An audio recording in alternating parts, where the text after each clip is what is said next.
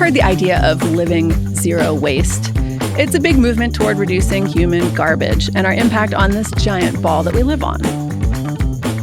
This confession brought up something I had never considered, but I find it fascinating. I'm Laurie March, project manager and problem solver, and this is True Home Confessions, brought to you by Renewal by Andersen. Let's listen. It happened little by little, but trying to live a zero-waste lifestyle nearly ruined my life. I started simple enough, trying to reduce my trash and plastic. I got good at shopping in bulk, finding stuff in reusable containers. I got rid of my car, I started walking everywhere, then I went dairy-free. I felt like I was really doing something. I don't know, I thought I could save the world somehow. Anyway, it snowballed and I became obsessed. Not in a good way. At one point, I was spending most of my weekend taking my recycling to 5 different drop-offs. I was following influencers and anything they were doing, I had to do. I actually fell into a depression over this. My family and friends staged a little intervention, like the ones they do for addicts, and whatever I was doing just never felt like enough. I'm feeling better mentally now, but to get there I had to let go of the zero-waste lifestyle. And I know I sound jaded, but honestly, I'm not even sure recycling is real anymore. Doesn't it all get dumped into the ocean? So, somebody please tell me, what actually makes a difference? And what makes an actual impact when it comes to being eco-friendly? I'm willing to let the rest go so I can have my life back. As you just heard, every episode we field an anonymous confession about the crazy things going on in your homes. From real estate regrets to neighbor drama and fights with your spouse. Next up, I bring on a guest, a friend of the show, so we can test out the value of friendly advice. Afterward, I'm bringing you an expert who's going to solve our caller's sticky situation. And then they'll let us know if our friends are really qualified to solve our toughest problems at home.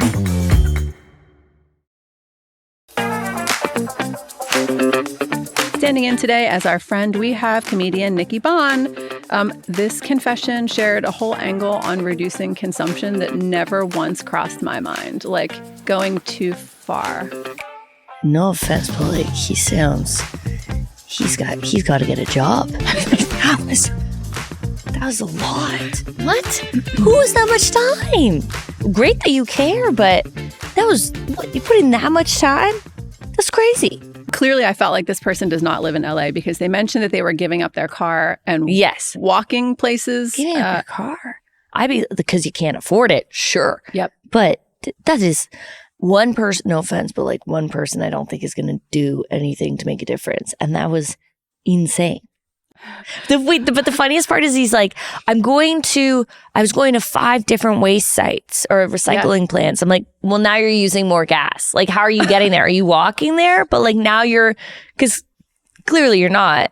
However you're getting there. You can't be taking a bike to 5 different recycling. So now you're doing more, you're doing worse. Right? Yeah. I wonder if that's part of how they emotionally got there when they realized I'm crazy. That is insane. A lot of people insist that they don't have any time or money to deal with recycling and trying to live a life that makes less of an impact. But I feel like this was an entire life spent recycling. Yeah, I think he needs to go to therapy. But listen, good for him for wanting peace in the world, but that is a lot. Donate to a charity. The confessor said, my friends and family staged a little intervention. What do you think that intervention looked like? I feel like what I would do is time to a chair. Time to a chair. Take recycling. Don't clean it out because that's the biggest thing. You got to clean it out for it to be recycled. Then throw it in a recycling bin or throw all the plastic bottles in a garbage bag and make them sit through it. Kind of like the face your fear factor. At fear factor, that's how I would do the intervention. You didn't ask how I did it. You said how would it look, but I'm turning into how I love it. Put them through it. I don't know how else you do a weird recycling intervention. Probably with a lot of reusable bags. Yeah, it's so true. That's crazy. But it could have just been them sitting around saying hey, I've noticed that you seem to be taking this deathly seriously. It's true, but it sounds like somebody like this is kind of a conspiracy theorist in a way. So how do you convince a conspiracy theorist to not do what they're doing? He did say at the end, I feel like recycling isn't even real and they just dump it in the ocean. This is a real spectrum. That's true. It's kind of, it's like a kid being obsessed with Santa Claus and being like, I gotta be good. Like doing all the good things. And you're like, oh God, this kid's obsessed. And then be like, he's not real. And then be like, he's not even real anymore. He kind of sounds desperate, but I don't think he's wrong. I'm like, yeah, I guess recycling might not be real. I don't know. We're going to find out. I feel like you're going to have to stick around for this episode because our expert is going to tell us what is and what is not real about recycling. Whoa, really? I'm ready for that chat too. I don't know if I want to know. I want to be like this. La la la la. Yeah, la. lally. I do like where he's at. If we could all be like that, but being that obsessed, I think it's more like if other people felt that way, but when you're the only one, you're living in your own world and you're not making a difference. I think it's like, take your time and make it like worldwide. Maybe do it for other people. You know what? If you really want to do it, go to everybody's houses. Do it. Donate your time. Recycle for your friends. Recycle for your friends. Come over here. Pay for my non-dairy yogurt. Pay for me to go to Erewhon and eat vegan. Erewhon. Yeah, you know? Phew. You know, I also felt like this took a real jump because it started with shopping in bulk and reusable containers, which are relatively normal. I like that. Yeah, I buy actually yesterday at Whole Foods. I just had all like my potatoes and beets and tomatoes just rolling down the thing. My husband hates that. He's like, that belt is so gross. But I'm like, I don't want the plastic. That's what I said to her. I was like, sorry, it's crazy, but I don't want the plastic. I'll go home and wash it. Yeah. Can't wait to go home and tell my husband that you said that. Yes. And it's not that gross. It's food. Like what would be, maybe there's like meat on there, but they package that nice. Yeah. Yeah. And they squirt it off. They squirt. I haven't seen them ever squirt it, but like it's packaged. If I think about it, yeah, it's not like they're putting garbage on there. And we wash it before we stick it in our mouth. Yeah, exactly. Okay. Yeah. He went from shopping in bulk to quitting dairy, which I think I would cry. Yeah. I love cheese. And then getting rid of his car. This confessor is frankly not alone in trying to figure out if recycling is real. We've got the blue bin here in LA. You put stuff in the blue bin, but I find that all my neighbors put their styrofoam in there too. So like they're not paying attention. People are just putting stuff everywhere. And so I'm very eager to find out if recycling is real and what parts of it are real so that like maybe we put our energy toward that. Yeah, I agree with that. Yeah. And maybe once again, like go get a job that's like, where are you? Like someone that holds you accountable for yourself. Okay. I came up with a list of zero waste lifestyle hacks. Nikki, I want to hear if you would try them, yes or no. Okay. Line drying your clothing. Yes. Oh, I love it because it smells so good. Okay. Yeah. Giving up your car for a bike. No, but I do have a bike, and when I can bike places, I will instead of drive. Are you going to do it now? Now that we talked about this? Well, no, because it's dangerous in LA. Okay, so that sounded like a no. Yeah, it sounded like a no. Giving up your favorite shampoo for a bar shampoo. A bar shampoo? No. Avoiding takeout and cooking at home instead. Yes, I do it anyways. But that's just because I don't have money. But now that I know I'm helping the environment by being poor. Here's a good one. Composting. Yes. Oh, God, you just reminded me because I'm like, I should do that more. If I had a backyard, I 100% would compost. Okay, but not in your apartment. No. Not going to do it. No worms or anything like that. I love worms. But how can you do it in your apartment? Are they Get like a little worm bin. I can? And you feed your food scraps in like cardboard boxes to the worms. Really? I could do that? I'll probably do it. I love worms. Okay. Okay. We have changed the planet with this episode already. I need to look more into that. That sounds nice. I'll send you a link. My husband's going to hate you for telling me that. Possibly. Sorry, babe. Okay. Keeping a bucket in the shower to catch water while the water is heating up. And then what do I do with it? Some people suggested you can use it to flush a toilet or water a houseplant or wash your dishes. Honestly, I don't mind that. I would maybe do that. What about bringing glass mason jars to a restaurant to bring home your leftovers? No, that's embarrassing. Only flushing the toilet when you poop instead of when you pee to save water. Grossly enough, I kind of do that. Like I'll let 3 pees sit up and then I flush. That's the number. Yeah. Really? No. Oh. I'm just messing with you. Our confessor was spending the weekend going to 5 different recycling places, and they fell into a depression feeling like whatever they were doing, it just wasn't enough. So Nikki, what is your best friendly advice for this person when they're really thinking about trying to save the world? Look in the mirror and realize you're not Superman. You gotta get a hobby, something. Get a hobby. Get a hobby. Yeah. Yep. Next up, we're talking to waste and recycling expert Jonathan Levy. I truly cannot wait to trash talk with him. I actually wrote that down. That is the dumbest joke I think I've ever written. But it felt right. I had to say it anyway. Fair. And I can't wait to hear what he thinks of your friendly advice. Cool.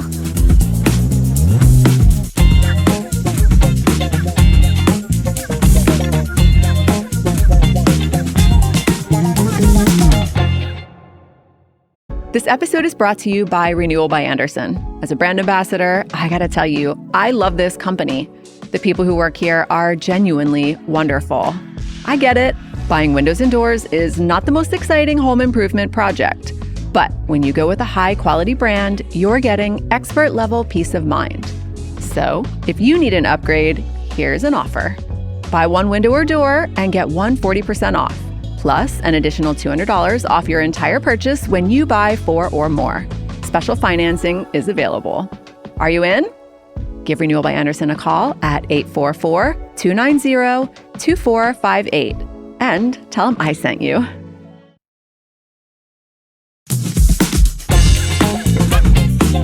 Friends, we are going to talk about that confession and explore the friendly advice from the fabulous Nikki Bon with our expert. While I've got him, I have a few other questions too. Today's expert, Jonathan Levy, is the founder and principal consultant at Zero Waste Pro, an environmental consulting company that helps municipalities, waste haulers, and businesses implement waste reduction strategies compliant with California's gnarly rules. Jonathan, one of the things that I have loved about following you for years now is that you're a gentle but powerful voice sharing how to move through the world as a younger adult with a heavy consideration for consumption and the impact that you leave on the world. Thanks for joining us today.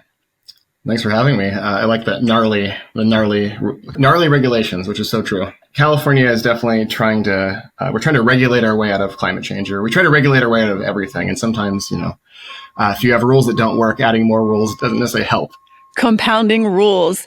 I could hear the passion in our confessor's voice. It was so obvious that this has been a life-changing journey that he's been on, trying to live a zero-waste lifestyle, possibly tipping a little bit too far into maybe obsession. And it sounds like it had a little bit of real-life consequences in his life.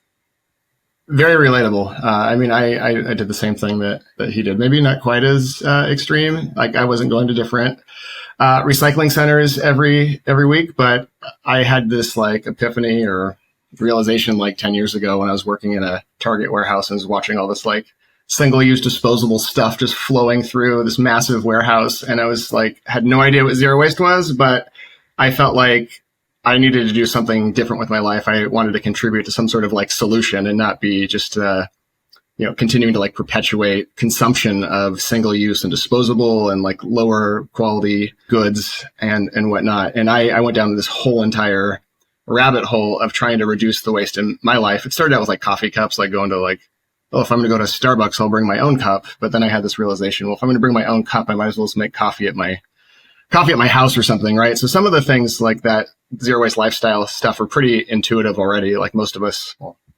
Most people I know have a reusable water bottle they use, or they have reusable coffee cups and stuff like that. But when you start getting into the packaging, you can just go down a rabbit hole of so much. It's such a negative rabbit hole of just uncovering all this plastic packaging or even glass, just any type of packaging, and just really just get obsessed over either getting rid of it or finding ways to recycle it or repurpose it or whatever. And even still, all these years later, I'm not nearly as zero waste lifestyle as I once was, but there's still the remnants of that in my home, just stuff that I've accumulated because I'm going to fix it someday, or I might need it someday, or whatever story I tell myself.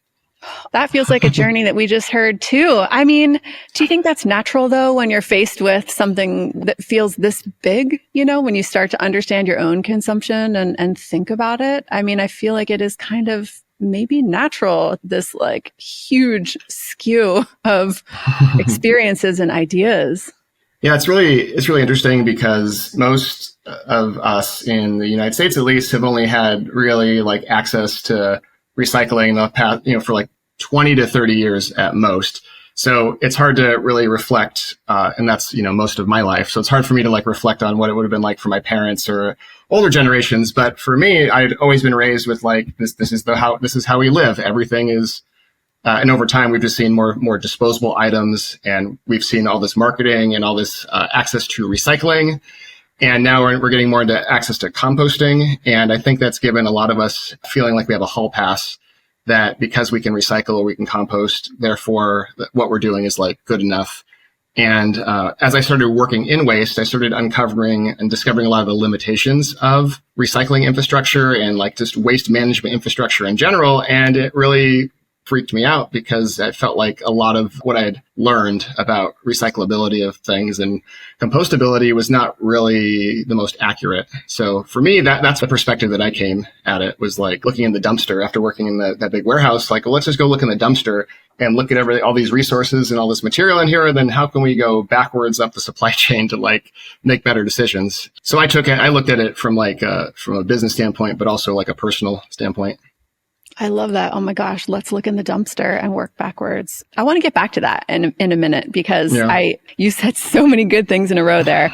I want to take care of some business first. Our friend of the show, Nikki Bon, says he's got to get a job. Who has this much time? What are your thoughts on that?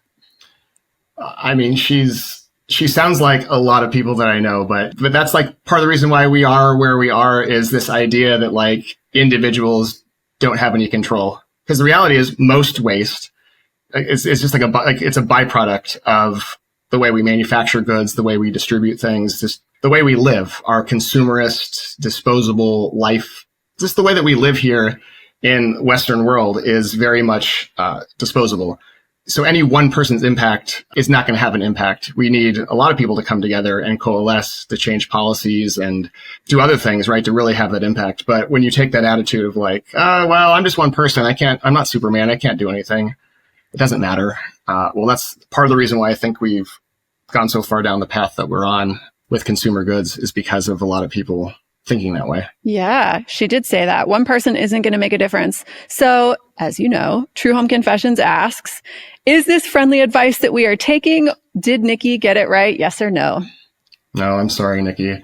But really, we need people like that instead of like the confessor, instead of being hard on himself and having, probably some sort of like breakdown and needing intervention, which is unfortunate. If we could get that same level of passion towards driving change in like policies and, just getting communities and people to come together to like just improve the system, I would love to see that type of engagement as opposed to like the burnout type, which is like climate change is real. Like the world's going to come to an end. The ozone layer is going to get a hole in it and we're just all going to get sucked up into a black hole or whatever. It gets so like overwhelming for most people that most people just kind of do what Nikki suggested, which is to kind of stick her head in the sand and just be like, I don't have time for that stuff. I feel like she was onto a couple things.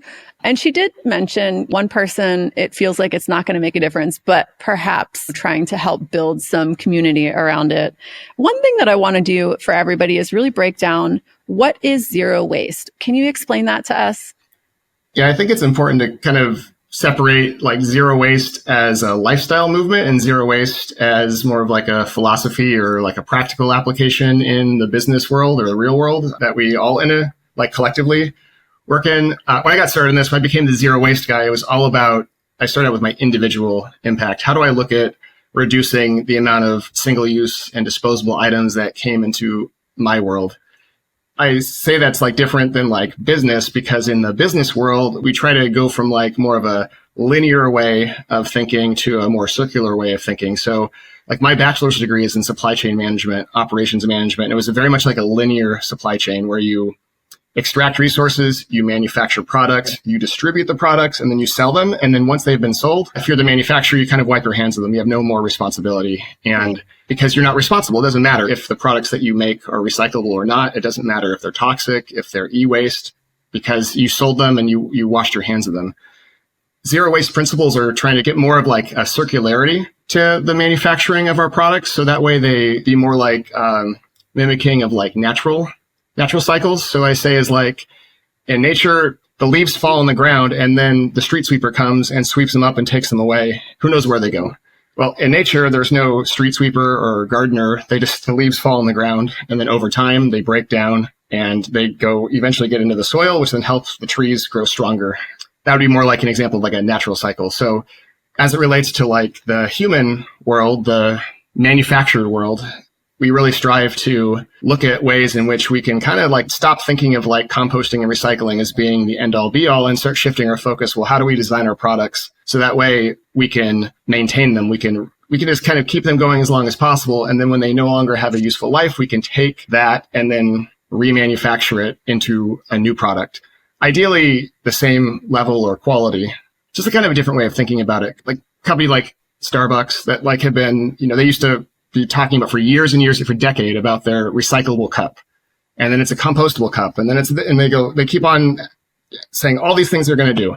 But the reality is they're not responsible for their cups. They're not responsible when you see them out in the street, in the storm drain, when they're littered. That doesn't seem to impact the quality of their brand. So they don't really think about it. But if they say had to financially pay for the disposal of every one of their cups because they had to take responsibility for them, then we probably would have already found a reusable solution, a recyclable solution. We'd have found some sort of solution that was more than just what we're currently doing, which is like the status quo, just like buying takeaway. It's a disposable cup. When you're done with it, you throw it on the ground, you throw it in the trash can, you throw it in a compost bin.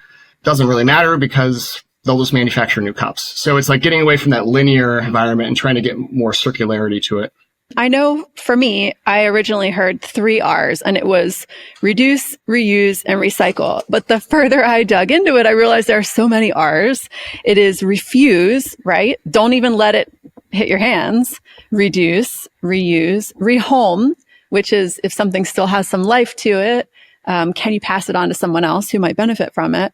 Recycle, which we're familiar with, and then rot at the end, which I love, which is obviously compost, returning the resources. I would even challenge you to think of even more R's, like rethink. Refuse is still very much like the taking care of myself mentality, because refuse is like I go to the coffee shop and I refuse to accept the single-use cup. And a lot of times we go to the coffee shop and we don't want it. We want to use our cup. They still make the latte in the disposable cup and then pour it into your cup, right? Because they say it's some sort of health issue or whatever. Yep. So I think it goes even further up the decision-making process, because a lot of that, unfortunately, it goes back to like what Nikki was saying. It's like back on the backs of the consumers, on the backs of us to do the refusing.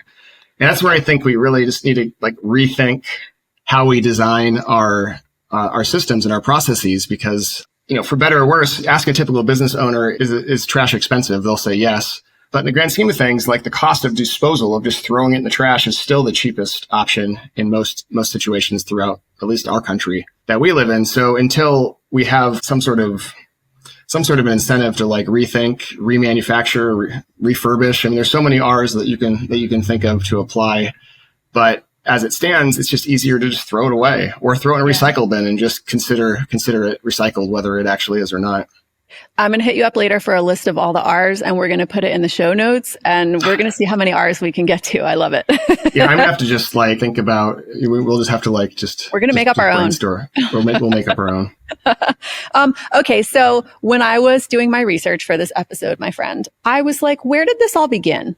And so I did a bunch of digging, and one of the things that I came across was kind of the history of disposable plastic. And I know you're familiar with this, and I just feel like I was not familiar with this. And so I wanted to cover this in this episode because I just find it really fascinating. And sort of like starting in the 50s, when all of these petrochemical companies that made all these products, they realized that the only way to keep making these products was for them to seem disposable, because people in the 30s and 40s were used to retaining stuff, holding onto it. It had a value.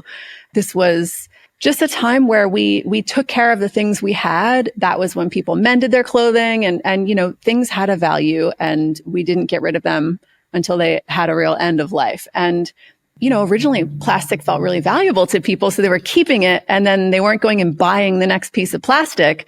And so I thought that was so fascinating. Sort of the beginning of all of this disposability was when the company needed to sell more stuff.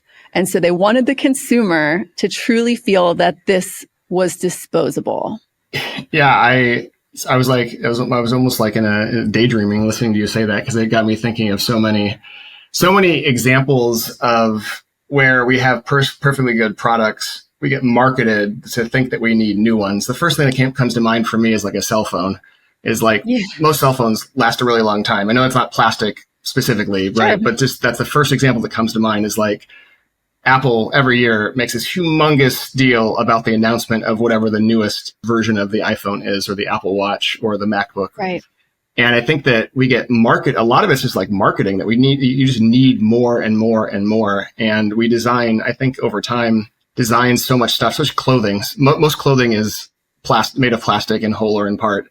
And it's like these big bright colors, these patterns and all this stuff that's so ridiculous. And then, it's like designed to be like, look outdated very quickly. So then when the next quarter comes by, we want to buy because it's serving them, not us. I feel like for me, women's denim comes to mind immediately. We all know what kind of jeans look good on our butts. We're all clear on that. And every year there's a whole new slate of this shit is out and this shit is in, because they want to sell you more stuff. And nobody, denim done right lives such a long time. But hey, every year we need to be told that what you were wearing is out of date and you need the new thing, or you're whatever, insert adjective here. Yeah. I mean, I think another example that's more relatable to like our everyday lives is like, if you've seen that movie with Michael Keaton on McDonald's about the founder of McDonald's, I forget what it's called off the top of my head, but like back then there was no fast food, did not exist. It was all like diners. It was, you sat down and someone made your food. And then of course the very first, early in the movie, he goes to the hamburger stand in San Bernardino and he like walks up and he orders the food. And they go, okay, hold on 1 second. We'll be right back. And he's like, what just happened right now? How is my food here in like 10 seconds instead of like 20 minutes or what it normally was? And that was also in the 50s. And we just like went through this idea of convenience being the most important thing. And I'm sure a lot of it had to do with coming in America, coming out of the Great War, the Great Depression, the Second World War. And then all of a sudden people are like, after like decades of sadness and conflict and depression, all of a sudden there's like stability and we start manufacturing and people have more money to spend. And it's like almost like this idea that the more money you have, the more money you spend. So previously you sold products that lasted forever. And now you want to make more money. Well, you either have to make the product not last as long, or you have to make it difficult to repair, or you have to market to us the need to get a new one, even if the one that we have still is fine. So I think it's disturbing when you really think about it. It's so disturbing. Yeah, I don't think it's any one. There's probably not any one silver bullet. It's it's just a byproduct of when times are good, people spend more money. When times are tough, people spend less money. I want to come back to convenience, which you mentioned. We're going to come back to that in a second. But I come back to that study on the history of plastic, which, by the way, I am going to link and include that in the show notes. Something that just struck me so much was the first time a plastic ban happened. Maybe you're familiar with this story. Was, traditionally people had their clothing cleaned and they would pick it up and they had sort of like a linen or a cotton clothing bag. They picked their stuff up. It was reusable, right? Mm-hmm. Suddenly they had plastic dry cleaning bags. And all of a sudden, children were suffocating because plastic was not in their home. This is something they were not familiar with in this capacity. 80 children suffocated on their plastic dry cleaning bags. And suddenly there was an immense public backlash about plastic. People were livid, of course, because it's this new danger to children that was not a danger before. And the plastic industry got together to try to figure out how to solve this problem. And the answer to this was they created a nationwide PR campaign that claimed that bags were meant to be disposed of and shifted the blame to the children's parents. And it worked. And I think I wrote the quote down somewhere. Here it is. Customers should never keep a plastic bag after it has served its intended usefulness. Destroy it, tear it up, or tie it in a knot and throw it away. To do otherwise is the worst mistake a mother could make. Holy shit. Here they are making the mom the problem instead of this terrible thing that suddenly is in our homes. And this was kind of the beginning of the plastic industry starting to dump the responsibility of their materials on the consumer. There's been a lot of organizations over the years, but probably the most prominent would be Keep America Beautiful, which really came to prominence, I believe, in the 1970s. And it was all about recycling right. That the problem is not the products. The problem is that we as the consumers are not doing it right, not doing a good job. And to a certain extent, kind of like what Nikki touched on earlier, like to a certain extent, it's like, well, I'm just one person out of 300 something million in this country. If I recycle right, does it really make a difference? No, it doesn't, right? Because I'm just one person, you're just one person. But this idea of recycle right implies that like we are the only ones who are responsible for this, when the manufacturers of these products, they're arguably are in a much better position to build the products that are going to actually be recyclable or reusable or repairable. And they could have a bigger impact by, through just facilitating doing these things as opposed to just doing what they do, which is they spend a lot of money just putting the burden back on us. It's cheaper for them to fund organizations like that to remind us over and over again that we're the problem than it is for them to take responsibility for their packaging. Totally. In the 80s and 90s, consumers demanded that plastic be recycled. I mean, I kind of remember this. I think I'm a little bit older than you. I definitely remember beginning an awareness of recycling. It started to be more televised. It started to be in magazines more. And, they clearly realized that the plastic industry knew that recycling is not, I feel like this is probably a shitty thing to say, but it doesn't really work. There's too many things that go into making something recyclable. What color is the plastic? What are the additives? Does it need to be grouped together with similar stuff to be properly recycled? And they just needed the public to believe that it was working. Because of course we all looked around and said, hey, this is taking up so much space in our landfills. It's not going anywhere. It never leaves us. It doesn't break down. What are we doing about it? And so, even 30 years later, we still believe this ad campaign that recycling works. And that's just not real. I'll push back a little bit. I think that recycling is an important part of the system. I think that we as consumers and society, as cities, have relied on recycling as the way that we can all collectively participate in fighting, reducing landfill sizes and fighting climate change and stuff like that. And I think it's just misdirected. A really big misconception about recycling is that just by putting material in a recycle bin, it's going to be recycled. Recycling is it's market driven. Like it's only as good as the processor's ability to separate, as you mentioned, like it's good as their ability to separate all of the commodities and find a buyer and sell that material on the open market. And a big challenge with it is it competes with, which you mentioned earlier, the virgin plastic manufacturing or extracting of resources. And if you're a big company that you make bottled water and you could, buy recycled content plastic, or you could buy virgin plastic, newly extracted from the ground plastic, it's oftentimes easier to just use the new stuff because from a quality control standpoint, they know that every plastic bottle is going to look exactly the same. Their fear is if they were to make plastic water bottles out of completely recycled plastic, that there could be contamination, there could be the wrong color, or there could be the wrong material. And then when they go to manufacture their bottles, the bottle could be discolored, or there could be an area that's doesn't have the structural integrity that the bottle is supposed to have. And they're, I think, afraid that it could hurt their brand or make it look like they're trying to sell garbage or something like that. So there's a lot of negative competing factors against recycling, but it is still a valuable part of the overall infrastructure.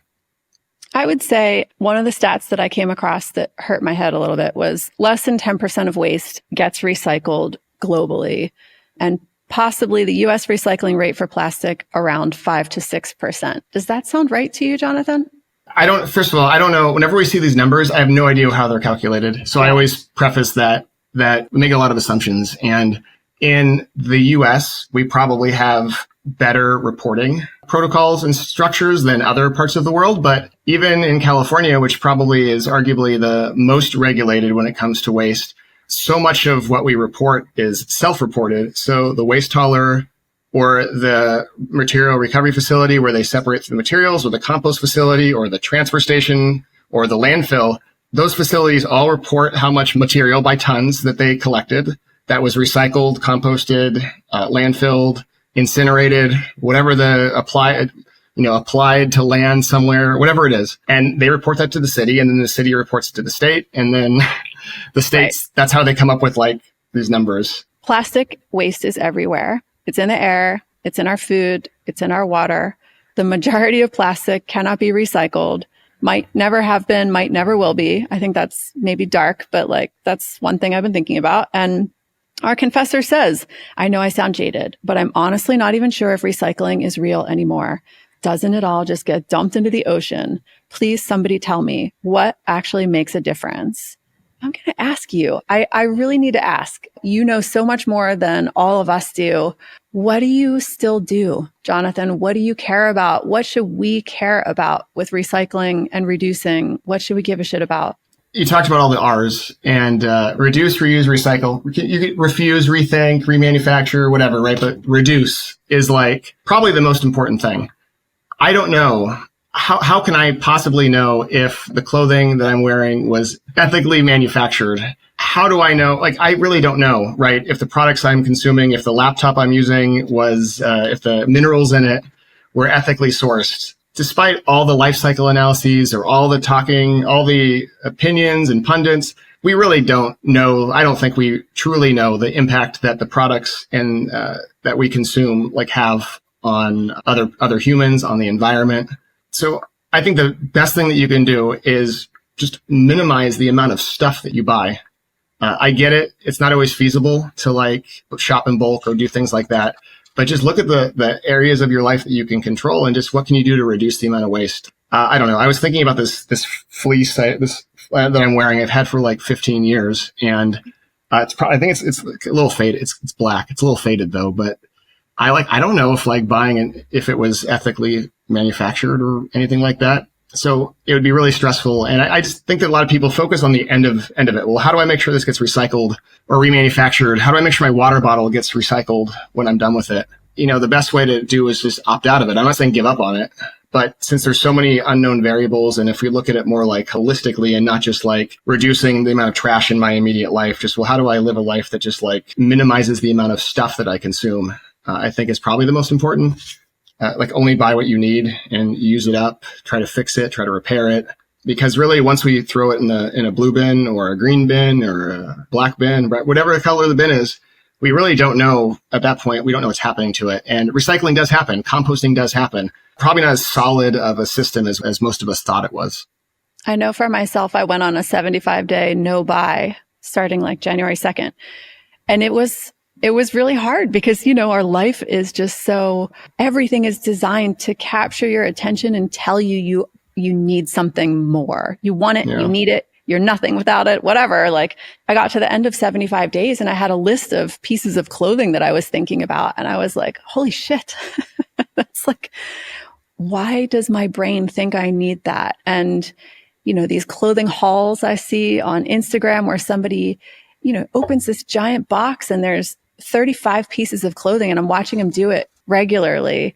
All of this stuff you need. Your capsule wardrobe won't be complete without these 30 great pieces. But like, sounds like at the heart of it, it's like, buy these things and then you can be a minimalist. Buy these things and then you can live an eco-friendly life. Like how many products do people sell to tell you you're virtue signaling? You bought this thing and now you're going to have an eco-friendly life. Yeah. I think that was kind of the rise and fall of the core of like the zero waste lifestyle movement was like revolved very heavily around using certain types of things, and which is fundamentally kind of anti-zero waste. So a lot of us feel like we deserve convenience. And so there's this instinct that I'm a busy person. I deserve this individually wrapped thing because it's going to save me 30 seconds in my day. And I'm too busy to buy the whole melon and cut it up myself. I deserve the pre-cut thing. Or I have kids. I don't have time for this. And to be fair, you know, when people have kids, yes, of course, you don't have time for a lot of things. But like this concept of convenience has become something that I feel like in America, we truly feel like we deserve every bit of convenience that we can jam into our lives. And I think that's a big part of some of the things that we struggle with all of this packaging and individually wrapped little things that you could have bought in bulk and separated yourself. I don't know. Like, do we deserve convenience? You've said a lot, and I feel like I could spend a long time unpacking it all. The first thing I would say to that person is, get out your phone and go to settings, look at the screen time and see how much time you're spending on social media. And then you probably have more time than you think in your day. My screen time is really high, so I'm guilty of this myself too. It's all how we allocate our time. Yeah. I've heard that too. And the latest one I get, because now that as an elder millennial, I get a lot of the, well, when you have kids, then you'll understand. Right. Like I've not even said anything. This is not even like I'm soliciting advice on like using reusable diapers or cloth diapers or something. But when I have a child, then I will understand. Until then, I won't. But anyway, I digress. No, but how does that make you feel? I don't have kids. I'm not going to have kids, and I think about that a lot. Like, how would the rest of the world process the convenience that we demand as Americans? Yeah, I mean, how does that make you feel? Usually when people throw that at me, I always say that, well, there's only one stakeholder that you answer to. It's not me. It's your child. So, I don't know why somehow me working in waste makes you feel guilty, but you answer to your child because that's the legacy that the way you live now is with the legacy that you're passing on to them. Right. So it's less about me than a reflection of themselves. I don't really have a good answer for this. I just think that during the COVID period, we had so much isolation. I think it actually caused a lot of convenience to skyrocket. If you look at the stock prices of UPS and FedEx and Amazon, everything surged during COVID because so much of the products that we used to rely on going in the store, we now just had delivered to us. And I don't know. I wish people would rethink what it means to be a member of a community, especially someone I live in a neighborhood that's very walkable, and I see that I run into my neighbors, and I think that when you just order food delivered to your house, you miss out on interacting with other humans in real life. So I think the purpose of this conversation is about zero waste and packaging and sustainability, but a lot of it also really ties into community building. And the more that we rely on convenience, the less that we really feel like we build that sense of community and connection with our neighbors. I'm thinking about our caller, and I think he sounded overwhelmed and feeling like nothing he was doing made a difference, even though he was doing so much. Oh my God, so much. Gave up a car, became a vegan, gave up dairy. These are huge actions that obviously have an impact on his life for sure. But how can we approach this and not feel overwhelmed? It's like asking the audience, how do you approach planning for your inevitable death without being overwhelmed? I look at climate change. That's the analogy that I use. Dark. It's no, but I mean, we all know that we're going to die, but it's so far out in the future. It's not going to, I know it's going to happen to me, but it's not going to happen for 10 years or 20 years or 50 years or whatever it is, right? In our minds. So we put off planning and we avoid it. We don't talk about it. I think the best way to not get overwhelmed by it is just to focus on things that you can do locally in your community to have an impact and stay connected. We especially with social media, it's been great. I know you because of social media.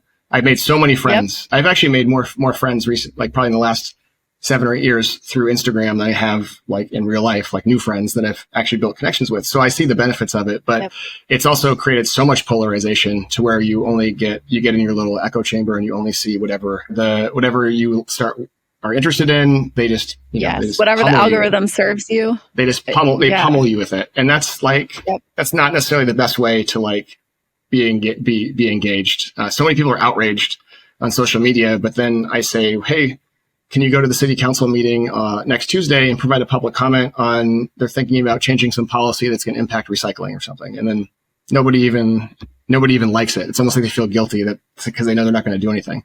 They'll complain about it. They'll complain on, you'll see threads on Nextdoor or on Facebook about, that recycle, this person, they probably get inundated on their social media, the confessor, with all these examples of recycling being a lie. Right. And then if I were to say to them, well, have you ever like gone to like a community meeting or a city council meeting or anything else to talk about it? They would say they don't have time, or no, they haven't, or I can't do anything about it anyway. So I mean, local engagement is probably my answer for most problems that most people have. Okay, I like that. That feels like a real one. And perhaps Nikki wasn't quite wrong on that, because I did get a little vibe from her when she was talking about using your energy to connect to other people and buzz about recycling and like, can you be an activist? That seems powerful. I like that. And I feel like a lot of the corporations, there's a lot of things that they are ignoring and they're not listening. There are some other companies who are making changes and trying to have a more circular product line or have a more thoughtful approach to things. And we certainly can use our money when we need to buy something to invest with companies that do have our values in mind. Yeah, there's one of my favorite coffee shops is locally owned. It's been in my area for probably 20 years, and I see the owner all the time. I run into him places. And in fact, took a yoga class the other day, and I walked into the studio, and there he was with no shirt on, getting in the, getting in the zone for the class. And obviously they have a handful of locations, and you can find their coffee in a lot of different places in Southern California, but they obviously don't have the reach of like Starbucks. But right. I would much rather support a business that has a face associated with it, and that I go in there and they're going to serve the coffee in a coffee mug. And if I want to provide feedback, I can literally provide it directly to the person who can do something about it if they want to. You're talking about put your money where your mouth is. And we can't always afford the local option or the most sustainable option or the whatever option. But when we do things that like really help us engage with our neighbors, I think it helps. I don't know. I think it helps support a lot of these initiatives. I love that. I have one spicy question for you, and then we're going to wrap up. Do you think that wealthier people have a responsibility to do more? No, we all have a responsibility to work within wherever we can. I think a lot of times we use that as an excuse to where like, if you have enough money to do the right thing, you're privileged. So then we kind of like marginalize it. Or if you don't have enough money to do the right thing, we say it's because you're poor, so therefore you don't have any responsibility either. So I think that it's a fine line, but generally speaking, the more you have an ability to consume, the more of an obligation you have to make these choices. So arguably someone who's low income could go to a store that has like big portions, they're really cheap, or whatever, and be very conservative with all of the resources and still make an impact, even if the items are coming in packages. And then you could have rich people going to boutique grocery stores and spending a lot of money, but then you go to their house and they live in a 5,000 square foot house, and they have a dumpster outside because they can't be bothered to roll roll 3 carts to the street, right? So I think it's like I don't want to blame any one group of people. If anything, it's like a lot of the people who are in the upper middle class, like echelon, who can afford to do the right thing, but choose to continue to just kind of really just double down on like the single use stuff, like the delivery on DoorDash that's 20% more expensive, marked up because it's got free delivery, but it's marked up compared to like going in the store and eating there. So I mean, a lot of times it's just more like shifting the mentality of like how we spend our time and our money and consume our resources.